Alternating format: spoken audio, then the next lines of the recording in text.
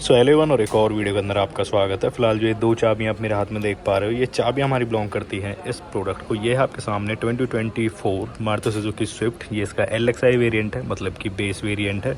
अभी जो बहुत सारी चीज़ें चेंज हुई है ना, वो बेस मॉडल को लेके काफ़ी ज़्यादा है, क्योंकि जिससे टॉप मॉडल्स हैं, इससे अपर वेरिएंट्स हैं जो भी, उनके साथ तो जो फीचर्स हैं वो 19-20 ऊपर नीचे किए हैं कंपनी ने।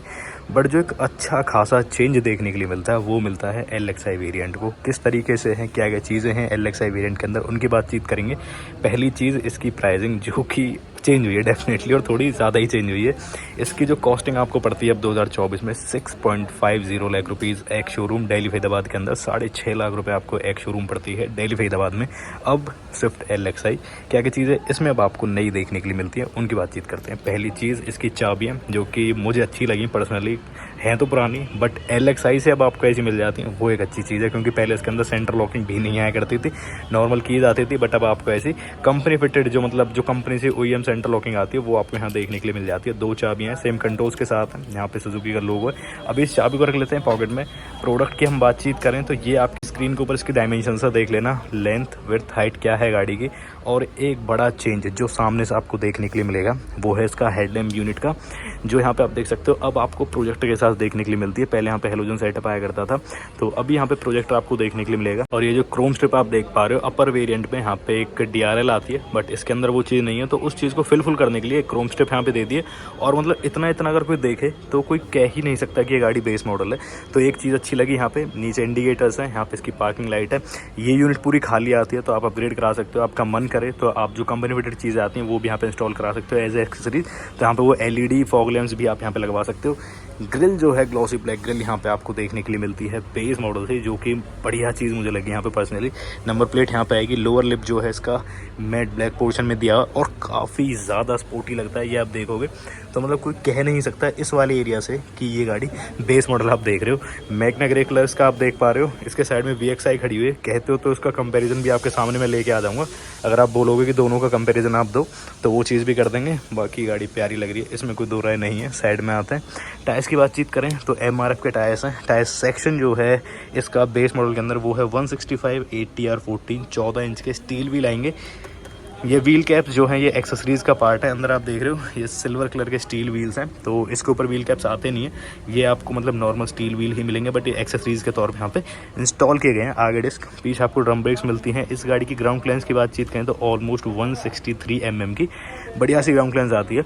अभी जब चीज़ अपडेट हो ही रही थी तो एक चीज़ और अपडेट कर देती कंपनी तो मज़ा ही आ जाता, मतलब कि ये इंडिकेटर भी यहाँ से हटा के ORMs पे कर देते तो बहुत ही बढ़िया लगता। बट चलो कोई दिक्कत नहीं, बेस मॉडल है तो इससे भी काम चला लेंगे। तो फेंडर पे इंडिकेटर है। और बात करें ORMs वगैरह की तो ये मैट ब्लैक आते हैं, ये भी एक्सेसरीज का पार्ट है जो इसके ऊपर अब इंस्टॉल है। बाकी जो आप नॉर्मली देखोगे वो आपको मैट ब्लैक जो प्लास्टिक है उसमें ही आपको देखने के लिए मिलेंगे। ये चीज़ें भी एक्सेसरीज का पार्ट है। प्लेन रूफ आती है, कोई रूफ रिल्स वगैरह नहीं है। ये क्रोम लाइन आप देख रहे हो, ये भी एक्सेसरीज का पार्ट है।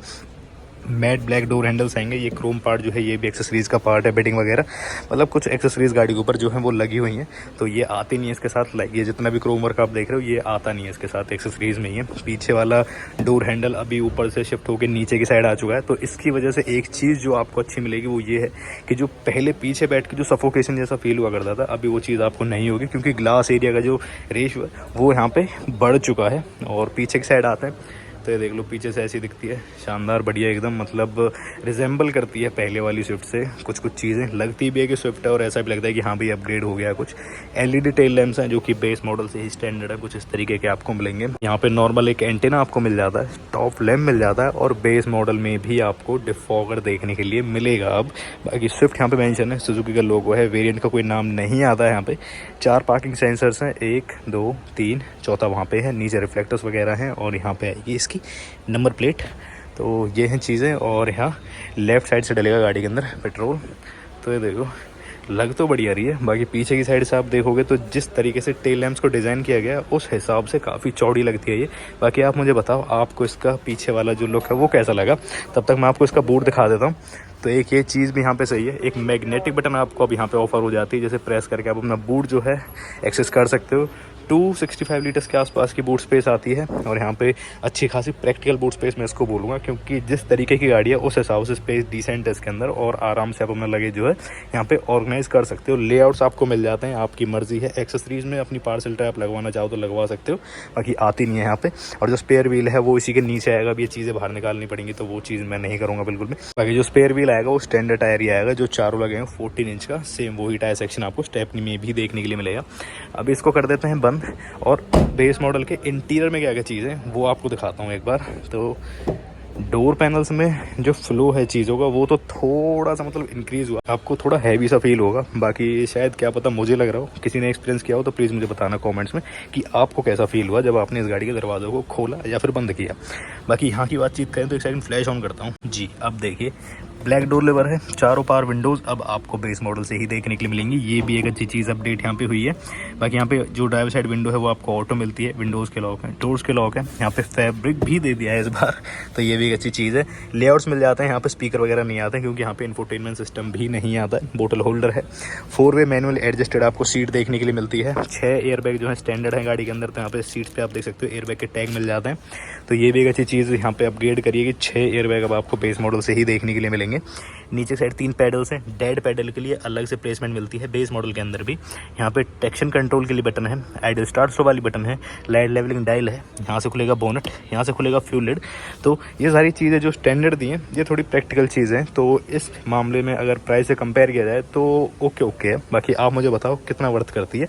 बाकी अंदर चलते हैं, अभी अंदर की बातचीत करते हैं, तो इसको लगा लेते हैं एक बार और अभी मैं चीज़ें आपको ऑन कर दिखाता हूँ कि किस तरीके से सारी चीज़ें जो है रिएक्ट करती हैं। चाबी निकाल लेते हैं एक बार इसकी, तो कुछ इस तरीके की यहाँ पे आपको चाबी देखने के लिए मिलती है जो डलेगी यहाँ से।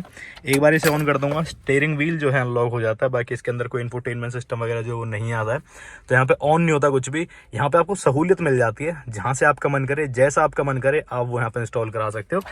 बट सेकंड टाइम जब इसको ऑन कर देते हैं तो एक अच्छी चीज़ यहाँ पे चेंज आपको दिखेगी, वो है ये क्लस्टर, जो पहले काफ़ी मतलब पुराना सा और काफ़ी मतलब ऐसा लगता था कि यहाँ पे इसको तो मतलब सीरियसली अपडेट करने की ज़रूरत है। वो एक सिंगल डायल जो आता था तो बिल्कुल अजीब सा ही लगता था वो। बाकी अभी सुजुकी वालों ने सुन ली तो ये चीज़ यहाँ पे अपग्रेड कर दी है। तो यहाँ पे डुअल डायल्स आपको मिलते हैं, आरपीएम मीटर अलग है, स्पीडोमीटर अलग है, बीच में एक MID आपको मिल जाती है। यहाँ पे 8000 तक की RPM है, 220 की टॉप स्पीड मार्किंग है, बीच में एक छोटी सी MID है जहाँ पे गाड़ी से रिलेटेड जितनी इन्फॉर्मेशन है वो सब आपको देखने के लिए मिलेंगी। स्टिक्स वगैरह मिल जाती हैं अपनी इन्फॉर्मेशन को सेट करने के लिए। तो अब भी जो कंपटीशन रहने वाला है वो रहने वाला है इसके अंदर स्विफ्ट LXI के अंदर और बलिनो सिग्मा के अंदर। अब ये एक ब्रांड की 2 बहनें हो चुकी हैं जो मतलब कस्टमर्स को जो है परेशान करेंगे कि क्या लें क्या ना लें। तो आप मुझे बताओ कि प्राइस पॉइंट के हिसाब से आप जाओगे तो किसकी तरफ जाओगे। बाकी ऐसे अपडेट के हिसाब से देखा जाए तो ये फिलहाल अपना जो सेंस बनाती है। बाकी अगर स्पेस के हिसाब से देखा जाए और नाम के हिसाब से देखा जाए, नाम तो इसका भी अच्छा है वैसे, बट बलिनो इससे थोड़ी बड़ी लगती है, तो उस हिसाब से बलिनो मेरे हिसाब से। आप मुझे अपने ओपिनियंस कमेंट्स बताओ। बाकी यहाँ वाइपर्स के कंट्रोल हैं, बाकी यहाँ पे हेडलैम्प्स इंडिकेटर्स के कंट्रोल दिए हुए हैं, नॉर्मल सी चीज़ें सारी। एक फ्लैट बॉटम स्टीयरिंग व्हील है, इन हैंड फील्ड अच्छी है, काफ़ी पतला सा स्टीयरिंग व्हील है, कोई कंट्रोल्स वगैरह जो नहीं आता है यहाँ पे। SRS एयरबैग की यहाँ पे बैजिंग मिल जाती है। एडजस्टमेंट की बात करें तो टिल्ट का ही ऑप्शन सिर्फ आपको मिलता है, टेलीस्कोपिक ऑप्शन नहीं है यहाँ पे। और ये थी यहाँ की बातचीत। डैशबोर्ड एक सेकंड दिखाता हूँ। ऊपर की साइड से हेडलाइनर आप देख लो, थोड़ा लाइटर शेड में है तो बैलेंस रहता है केबिन, थोड़ा मतलब ग्लो भी रहता है और थोड़ा एकदम डार्क वाइब भी देती है। यहाँ पे बातचीत करें तो एयरबैग यहाँ पे टैग है, बाकी कोई वैनिटी मिरर नहीं है। यहाँ पे येलो कलर की एक रीडिंग लाइट आती है, नॉर्मल सा IRVM है, कोई ऑटो डिमिंग का फीचर यहाँ पे नहीं है। इधर की साइड को टिकट होल्डर वगैरह जो है वो नहीं है, बाकी मटेरियल ओके।